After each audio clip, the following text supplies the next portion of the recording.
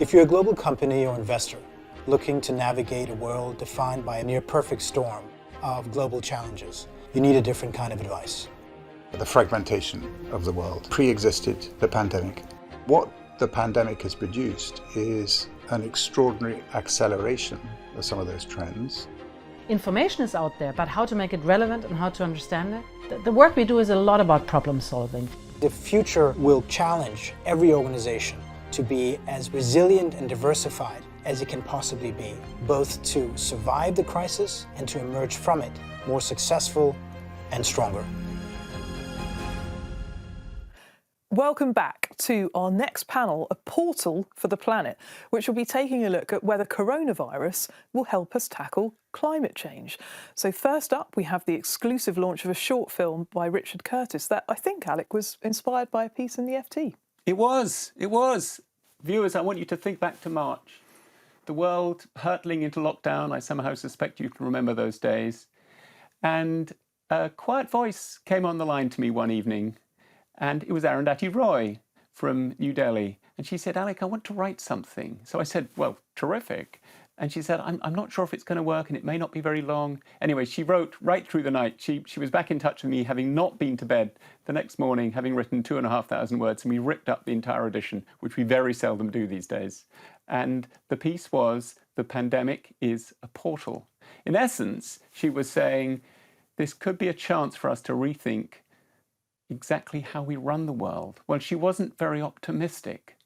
Richard Curtis was inspired by this, though, to make the following short film, which I think will provoke an amazing discussion, which he will take charge of, discussing the chances of the world pivoting from the pandemic to take on climate change. And with him is the environment activist Hindu Ibrahim and the historian Rutger Bregman. So it should be quite a session, Claire, because he has rather a reputation for ruffling feathers. Yes, well, he pitched up at Davos quite famously and made the radical suggestion that the rich should pay for their fair share of taxes. And as for climate change, he suggested that all of those Davosians flying in on their private jets were perhaps not the best placed people to lecture the world on the environment. May I say, quite right. Davosians, that's one of my all-time favourite words. Well, holding the ring is our wonderful colleague Leslie Hook, a multi-award-winning environment correspondent. I know you'll have a heap of questions. Use the Q&A function on the right-hand side of the video. Over to you, Leslie.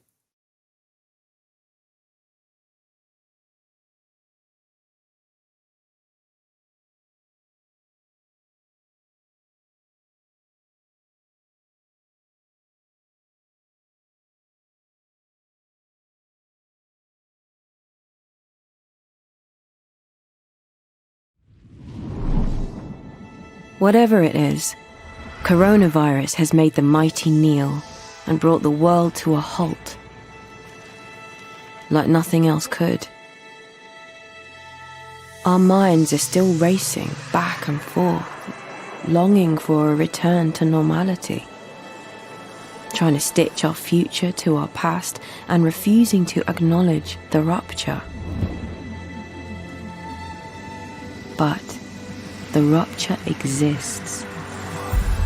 And in the midst of this terrible despair, it offers us a chance to rethink the doomsday machine we have built for ourselves.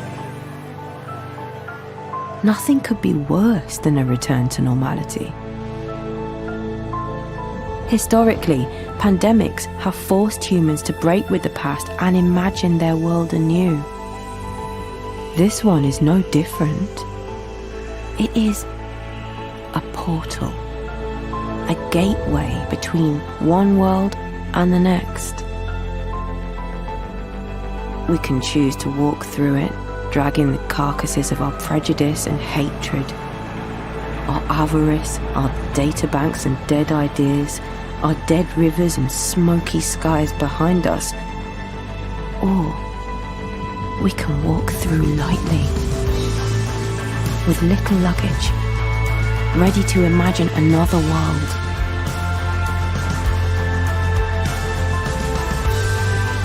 And ready to fight for it.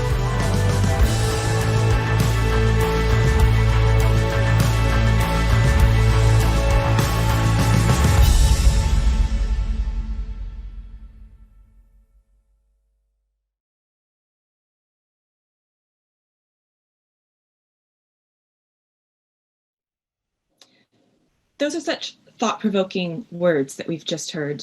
And I'd like to begin today's discussion by asking our guests to reflect a little bit on this film. I'm Leslie Hook, the FT's environment correspondent, and I'm joined today by Richard Curtis, Rutger Bregman, and Hindu Ibrahim. Our topic is whether coronavirus, this tragic pandemic, could also be a gateway and a portal to a different kind of world.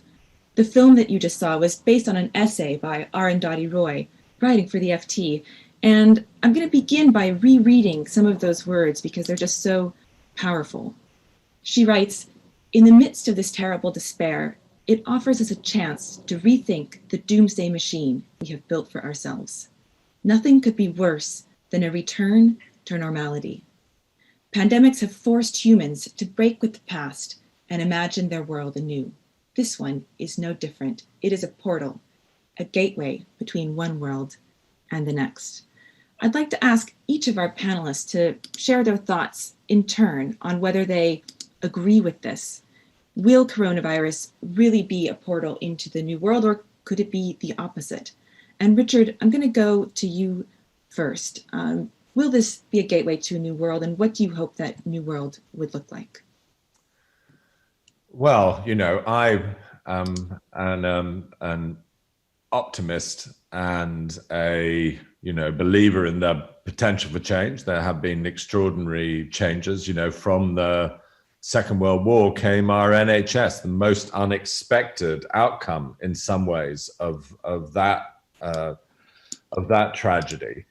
And I do think that we're in a very interesting time of public emotion, or some parts of public emotion having absolutely intensified in the course of the last year, on climate, during coronavirus, on race, on women's rights. So I do hope that it's an opportunity, particularly for leaders, but for all of us to say this is a chance for changing our behavior. And I think one of the points is coronavirus has shown that the worst things can happen. For those people who didn't believe that climate issues could ever really manifest themselves, you see New York overwhelmed by the virus, as New York may be overwhelmed by the water if climate change gets worse. So I think it has added urgency. And there's an amazing thing that Paul Polman has said, which is that if you look at the Sustainable Development Goals, this kind of plan for the planet, the cost of doing them all is less than the cost of not having done any one of them. And that's one of the things about coronavirus. If health systems had been prepared, if there had been preparation for a pandemic, it would have saved us this extraordinarily expensive and tragic outcome.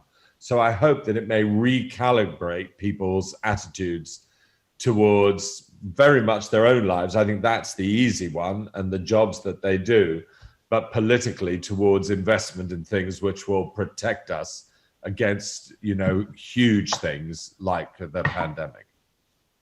And Rutger, you're a historian. Do you agree that pandemics have always created a bit of a rupture with the past? Well, I mean, it's obviously something that historians have long known, that crises are extraordinary opportunities for change. It's just a question in which direction we'll go. I mean, there are many examples throughout history where a crisis has led us down a dark path, Whether you think about the burning of the Reichstag and then the ascent of Adolf Hitler, or 9/11 and how that led to wars in the Middle East and, all the horrors and tragedies after that. So there's nothing certain here. It is fascinating to me, though, that if you zoom out a little bit and just look at the past, say, 5 or 10 years, then so many things have happened that you just could not have predicted.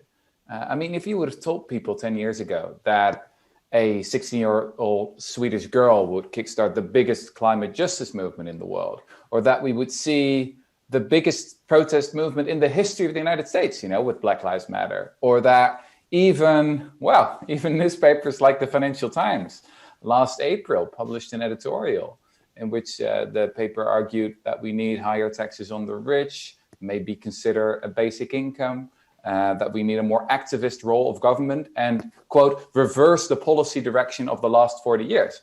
I think that just 10 years ago, that was unimaginable. And I think those things are moving in the right direction. But yeah, there's a lot to worry about as well. you know, as the original Roy piece was about, you know, the sort of the survival of the shameless that we also see. So many shamelessness in politics. And it's easy to also imagine a pretty dark path going forward. There's this amazing sense in which a lot of things are sort of coming together at the same time, with coronavirus and the movement for racial justice and the political situation. Hindu, I'd like to ask you, are you feeling optimistic about whether we could be at a moment that's a bit of a gateway to a new world, or are you feeling a little pessimistic right now?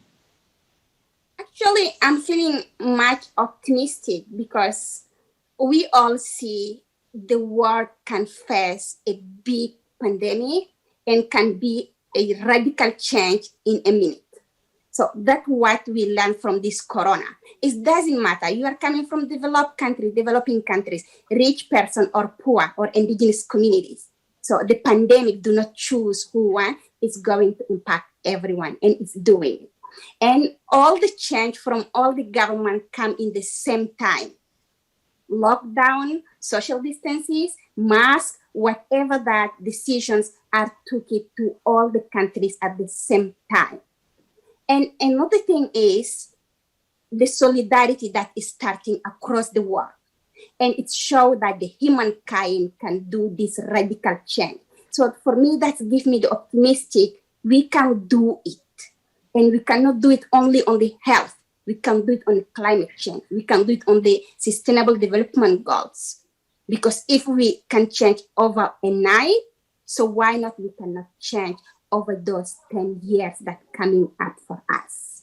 But the issue is, how are we going to change it? Are we only going to focus on economic way, or are we focusing on the health way or on environment? And this is the way for me, the path of the green recovery that talking by everyone in each.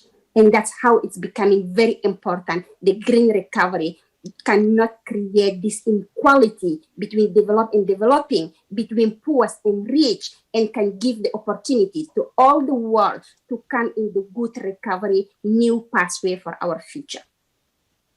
Wow, yeah, that's a really striking message that we can really change, and that Corona has shown us how.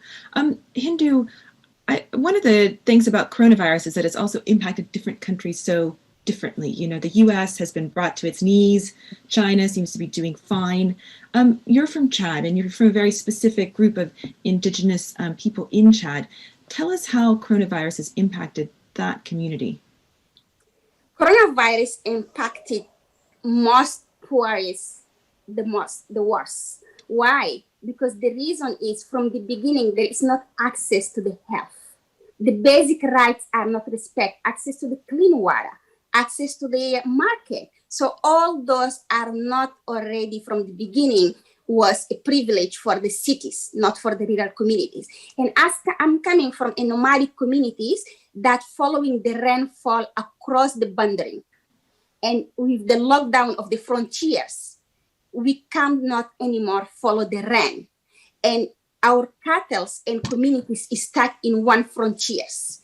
And that's create the food insecurity for the entire regions. Because when there is not enough food for the cattle, there's not enough milk. When there's not enough milk, there's not enough survival, and there is not enough economy. So all this is a big channel. And the closing of the market mean also the communities cannot exchange the product for the daily needs. So for us, it is becoming a social issues where the conflict among the communities fighting to get access to the limited resources, and it's becoming the conflict fighting for the peoples who do not understand what is going on. I give you an example, like in indigenous peoples in Amazon. If one of them contact the pandemic while there is no hospitals, we have more than 20,000 dead, and we have the social impact and climate impact that coming in the top. So that's how it is also different impact in different communities. And that's one of the striking things about both coronavirus and climate change, is that they often seem to impact the most vulnerable people the most. Rutger, I'd like to ask you a bit about that connection. And do you think our experience of the pandemic is going to impact how we think about climate change, which often feels kind of abstract, far away? Will climate change rise higher on the priority list as a result of coronavirus, or could the opposite happen and priority on climate change decrease? Well, climate change is a little bit like a pandemic in slow motion, isn't it? It's just that all of these things that, you know, we've been thinking about and worrying about for such a long time, they're now all here. And I think the encouraging thing is that we see that governments can, in times of emergency, respond very quickly. Suddenly, no one's, or very few people, are talking about budget deficits and those kind of, you know, pretty irrelevant things during times like these. Suddenly, you know, we do have the money and we can spend billions and billions on emergency measures and relief, et cetera, and in the race to find a vaccine. So yeah, we can only hope that we'll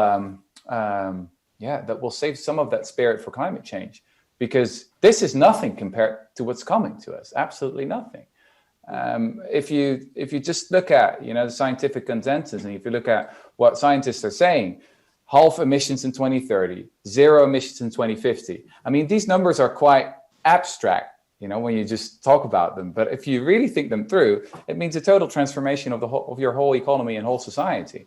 So I think that today, if you're not a radical, you're not a realist. Because if we want to keep living the way we live right now, we got to change everything, right?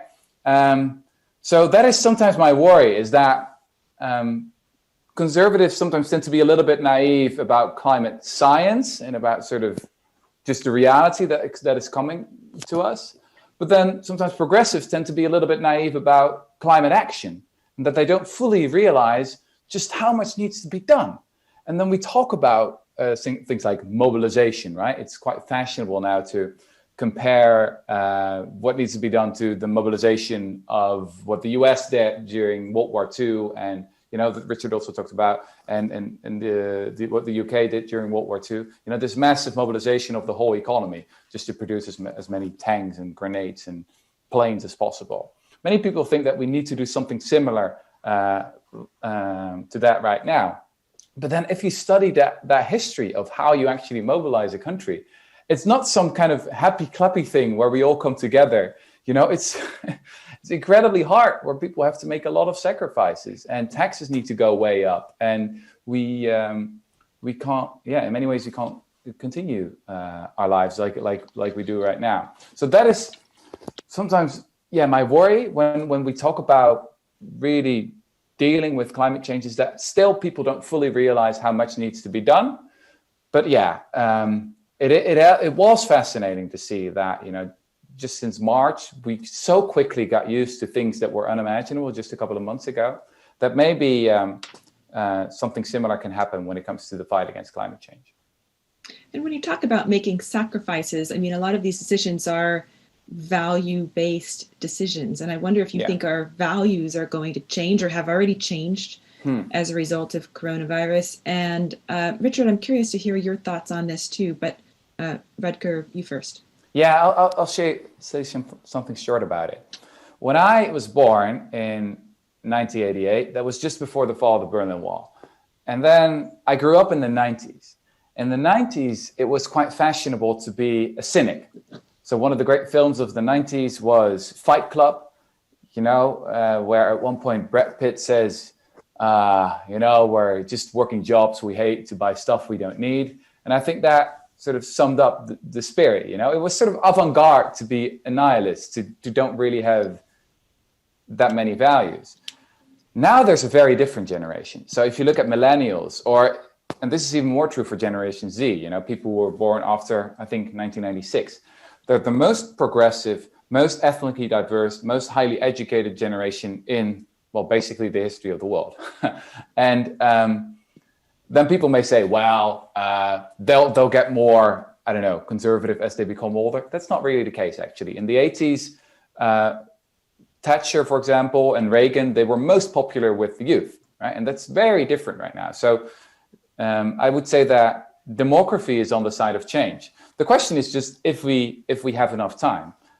It's pretty I think it's pretty clear that we see a shift in values from sort of the neoliberal spirit of the 80s and the 90s, which is more about competition and maybe individualism, to solidarity and cooperation. But the question is, will it go fast enough? That's so interesting. I feel like the word solidarity is coming up a lot in this discussion already. Richard, what do you think? Do you think our values are changing as a result of the pandemic? I think the sense of, urgency and agency actually, have increased. I think that, what I feel for everybody out there is that sense that you yourself have to start taking urgent, behavioral change. It's one of those things where actually you realize that your community and what you did was absolutely crucial. The government couldn't do it for you. And I think when I look at the younger generation, I notice, as it were, that they've become very interested in the clothes they wear, the way they travel, the food they buy. I'm very keen on how they and we all invest our money. And so what I'm hoping is that people will see that these big social issues like climate, like race, like gender are threaded really deeply in your own lives. So we're just about to do a new episode of The Vicar of Dibley. And for the first time, I've asked the question, I say, is the 50% of the crew going to be diverse? We absolutely have to know that. I've just asked where my pension money is, where I'm investing in my bank, paying much more attention to the conditions on which my staff work. What's the maternity cover? I really think that this is the moment where we suddenly at least should try and understand that if climate change is going to be defeated, it has to be defeated by huge government action, by businesses really taking it seriously. That's the point of the SDGs. Align your business with the SDGs and find out whether or not you're doing things. And then on an individual level, every single person demanding that the companies that they buy from, the things they invest in, their own behavior, their own communities, are paying attention to this issue. Because if it happens at every level, if there's public pressure, if there's business advantage, because some people, have described sustainability as the greatest business opportunity since the Industrial Revolution, of a huge transfer into new jobs and new purchasing power. So we've all got to push each other in order to move faster. That's so interesting that you mentioned your own pension, because I know that you had quite a productive lockdown, and in the middle of lockdown, in fact, you launched the Make My Money Matter campaign. And I'd like to ask a little bit about that campaign, but also what was it like to launch a new effort in the middle of lockdown? Well, it was meeker than it was going to be. Is the truth, and it constituted a lot of Zooms rather than sort of public media events. But it was, what was interesting about it was that people were feeling the need for change quite passionately. I think that was quite an interesting thing for me. It's interesting that it's the 5th anniversary of the SDGs, and we were thinking, how are we going to make people feel it? And wow, they feel it, because they know things have got to change fast. And it was that thing as well, that, pensions, not everybody's favorite subject for dinner table conversation, but suddenly people are saying, how can I affect the world? And when you suddenly realize that there's, trillions in the UK pension pot, and that it could be investing in renewable business, green business, affordable housing, affordable healthcare, and instead it may be being invested in armaments, in cigarettes, in fossil fuels. So people want to do stuff now. So it actually turned out to be an urgent time for the conversation. So we couldn't do it as noisily, but I think we could do it more effectively. And that's what I think is people need to come up with good, clear ideas for change and then really push them, take advantage of this portal to push hard for them. Can I ask one question about that, Richard? I've written a little bit about, the role of pension funds in the Netherlands, and just like the UK, we've got a huge amount of money in Dutch pension funds. And then what often happens if you make this point that, we could actually use this money for social good, right? Maybe we should invest more in, as you say, green businesses and affordable housing. then often that means that the return on investment for these pension funds have to go down a little bit. And that's when the pensioners get really, really angry, because they're like, well, this was promised to us. I worked for this 30, 40 years of my life. And now often young people get blamed for it as well. And they're taking away my money. And this is my promise, blah, blah, blah, blah, blah. So then it becomes very, very controversial. I think that often people don't really realize that when they talk about those bankers or the evil financial sector, that, sometimes we're actually quite complicit in all of that. Well, I think, but there are two things here. One, I think the balance of profit, it's no longer is, Rutger. All the people I'm talking to say it's not value versus values. That actually at the moment, when Comic Relief, my charity, moved from a traditional investment scheme to a ethical investment scheme, we made more money. And I actually think, and particularly during the pandemic, huge amounts of money has gone into ethical finance, because people are seeing that is the direction of travel. So one, I don't think you're choosing to make less money. I think that's a really, really important thing. And so I think that now is the time to make the change. And Hindu, where do you stand on this question? Do you think that values are changing right now? Actually, when we see our value, for me, it's climate already changed, not only our value, but it's changing our civilizations. It's changing who we are, our identity. So it is not only like Corona, we need to shift to wear masks or have social distancing. So for me, it's from the environment where when we have climate change, we cannot wear a mask and escape. We cannot do the social distance, we escape. We cannot build a world for the climate change. So that's for me, the value of a human being is the relationship between this human being and his environment. How we are depending from the nature, how we can respect it. As an indigenous peoples, for us, if you don't have a land, if you don't have access to the resources, you are called a poor person. You can have the bunch of the money that we are talking about it in your bank account, but if you do not have something to buy on it, what are you going to do with? You is still poor. And it's a real life in the US. When they have the money in the bank, they can draw the cash and go to the supermarket. Are they calling them the poor people or the rich peoples? So it is not the issue of investment on changing money or of having money or this is our value. For me, the human value must be respect with the environment value, because you cannot change who you are. You cannot change as human being that you need water to drink. You need the food in your table to eat. You need the clean air to breathe. And you cannot buy that if you do not invest that in this nature. So that's where it's changed all the importance of investment on the sustainability or investment on the making money. And that speaks to also how all the sustainable development goals are so interconnected. Often there are such links between the challenges in meeting the goals with poverty and education and climate change and gender equality. And they're all really linked up. We're going to go to questions in just a minute. So thanks to those of you who've already sent questions in.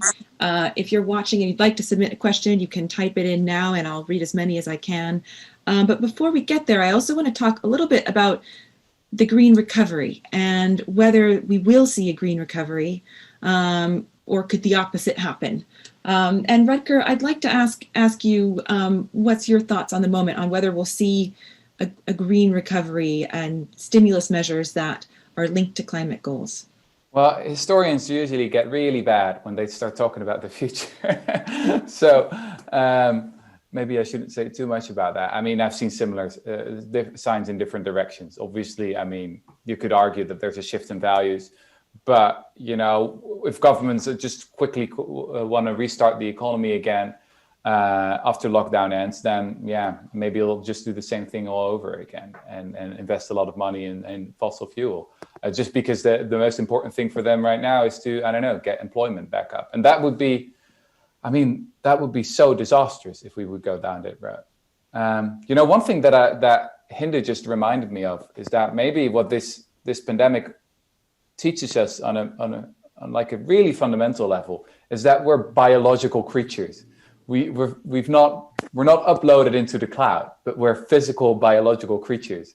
And maybe we almost forgot that in the era of optimistic globalization, when we thought, ideas can just travel around the globe and it doesn't really matter where you're from anymore, and it's all technology is going to solve all our issues. Well, no, not really. There are real physical limits to what we can do as a species, and COVID-19 is just one of them. And if we don't adapt quickly enough, there will be many more limits that we'll have to deal with. Yeah, I mean, that, by the way, the other thing I wanted to say on the pensions is there's no point in inheriting a pension into a world on fire. I think we should also be operating out of fear. I just, you've got to pray that some politicians, having seen all that we've seen, just do some big, bold things. We need another round of debt cancellation to help the poorest countries to invest in the things that they should be investing in. That's absolutely a crucial thing.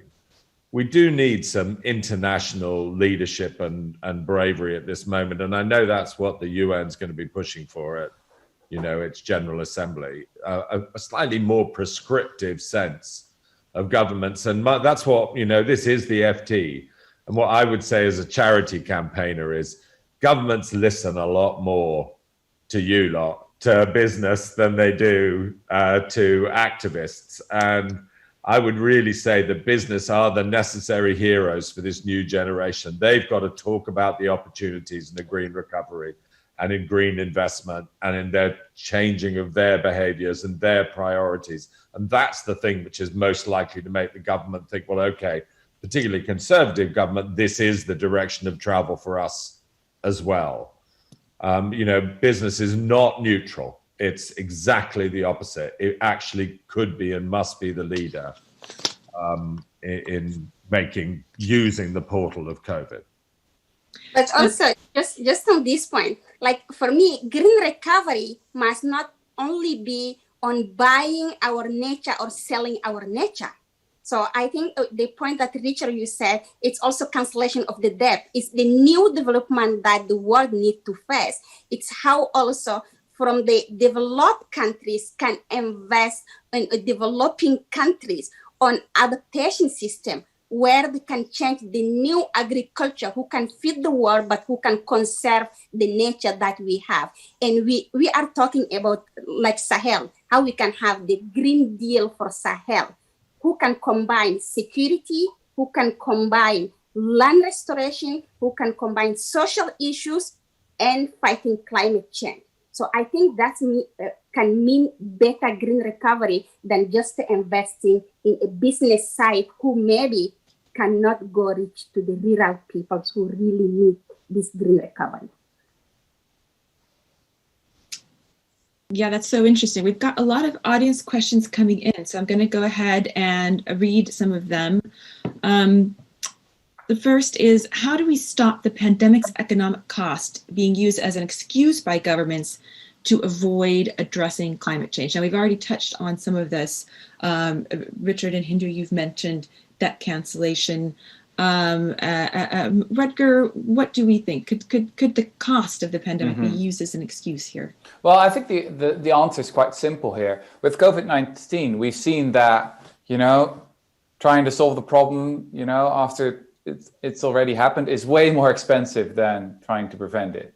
And that is true for a pandemic, but it's much more true for climate change, I don't believe that sustainability is always a business model.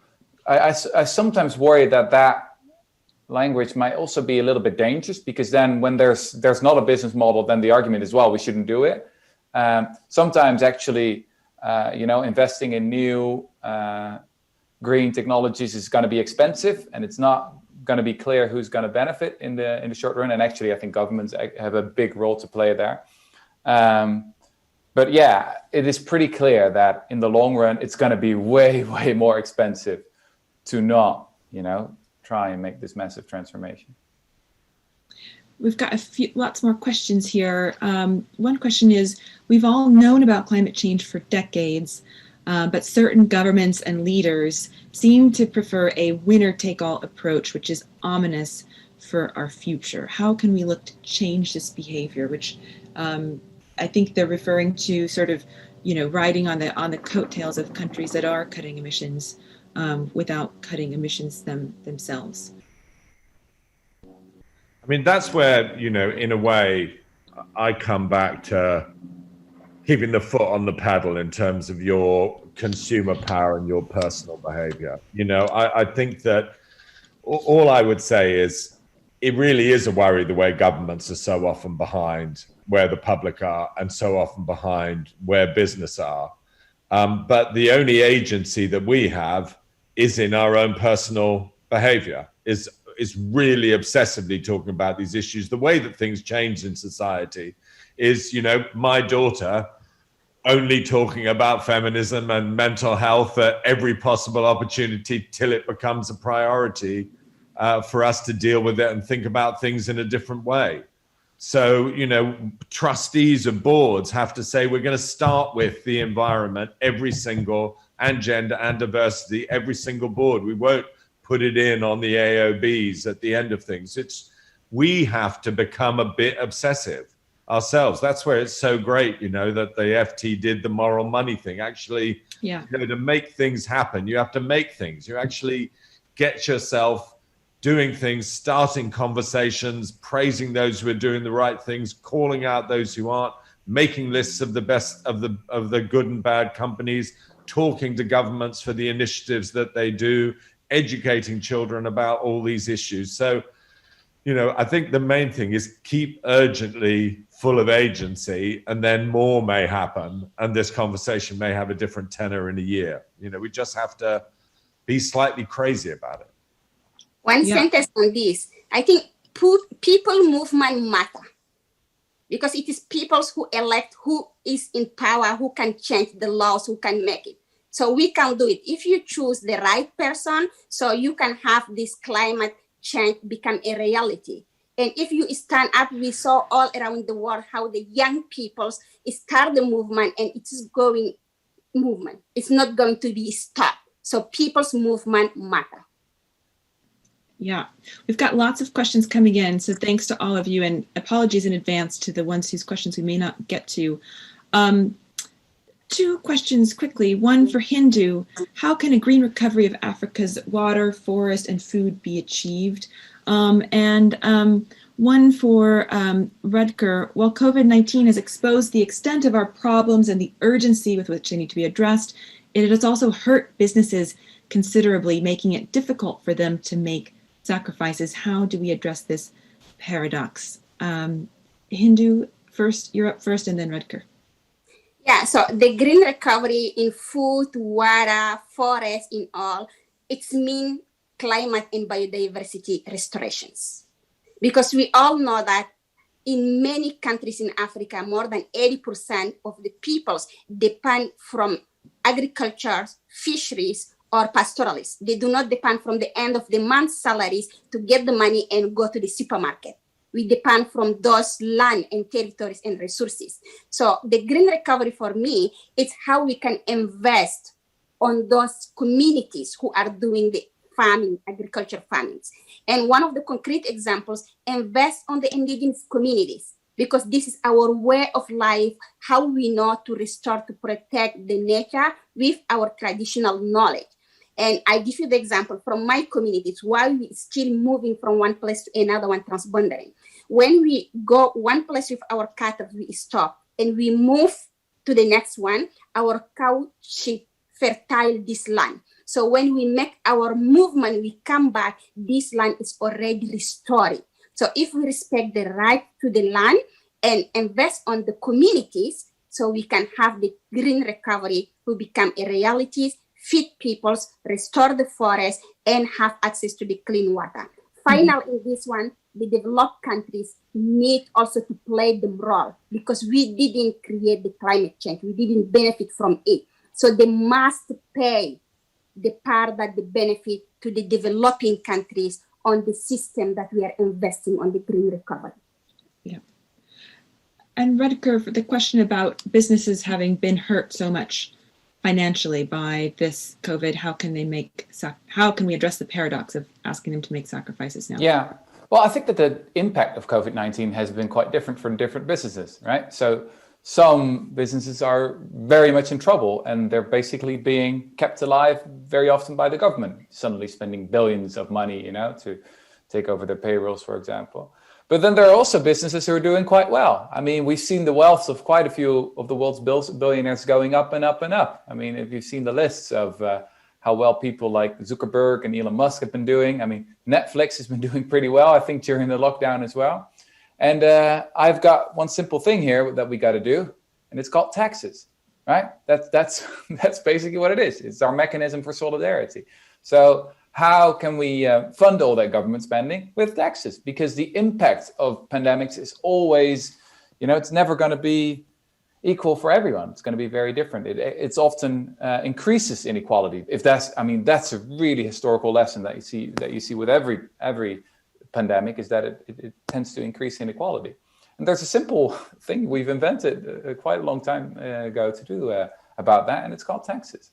I think that's going to be a huge growing issue. I was speaking to quite a wealthy friend of mine the other day, and he said that he'd found out that he had paid more tax than the 3 biggest tech companies in the UK this year. Yeah. One person, not very wealthy.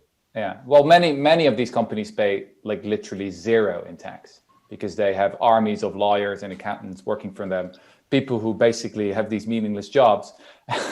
I mean, that's one of the great tragedies as well, this extraordinary waste of talent. People, helping these very rich companies to not pay any taxes at all, while they could be working on stuff like climate change, etc. So again, I hope here that this shift in values from competition and individualism towards solidarity is going to help. That actually paying your taxes is going to be cool and avant-garde, and Rutger, I'm going to jump in. We've just got 1 minute left in this panel. And as a final closing note, I'd like to ask each of you, this is an audience question, in fact, what are the 3 key actions you feel that individuals can take to seize the opportunity of effective, sustainable development? 3 actions that each of us can do.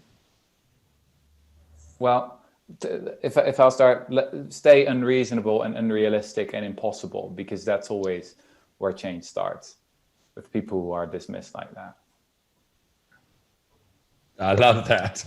I'm going to be less adjectival. I would say at the moment, learn about the SDGs. They actually may be the answer to the world's problems. Give them a read.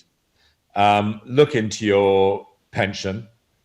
And talk to your company or your financial advisor if you've got one, and move it into investing in the best things, and learn from your kids. Talk to them. Their attitude to the world is really changing fast, and it changes your mind. And I think that I've got a lot to learn, and I think I'm a better human after lockdown because of having spent so much time with the teenagers.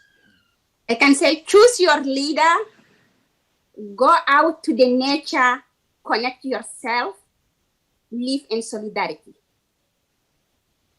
Wow, what a great note to end on. Well, thank you, Richard, Rutger, and Hindu. Thanks for joining us, and back over to the FT studio. Thank you, Leslie. You've been great. Thank Thanks. you.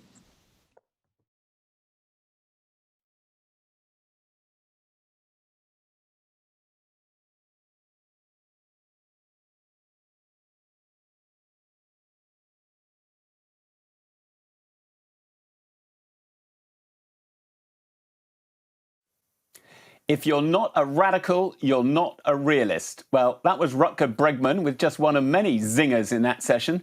Claire, are you feeling a bit more radical now?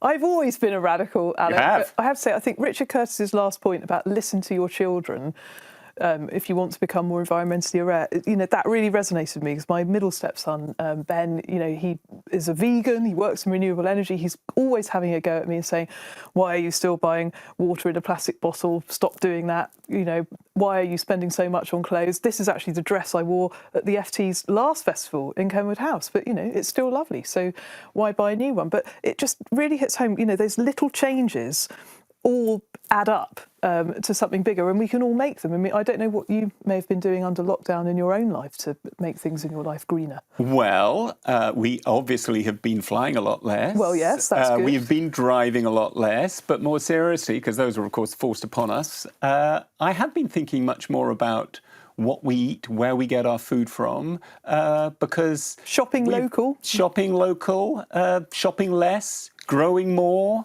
Our garden looks rather different now to how it did 6 months ago.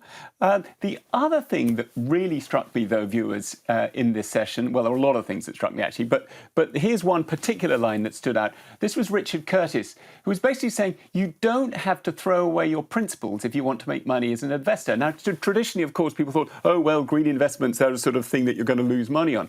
Now, Claire, this is your terrain. You're the FT Money editor. What did you make of that? Yeah, well, I lit up when he started talking about pensions and investments, because obviously it's a huge thing for people to engage with their pensions, frankly, at all. Even to ask, like, well, how much is saved? How much could I be saving? Could I get tax relief? Then to progress into what's it actually invested in. And of course, many more people are asking all of these questions now. Lots of evidence that under lockdown, we've been taking more time to look at what we're invested in. And this huge movement towards ESG, environmental, sustainable and governance. OK, I think that some of the fund managers and the financial industry are getting it right. Some of them are getting it wrong. There's a lot of greenwash in there. There's a lot of problems about how things are defined. But, you know, it's a really good start. And we can all look at our own investments and how we can be making more of a difference. But what do we have coming up? Well, first off, I should just say what Claire is really saying is, viewers, she's saying, go away from this, eat your vegetables, as in look at your pension. But coming up next, if the last session was all about what we should be talking about, well, now we're going to hear about what we're all secretly obsessed with. Don't go away.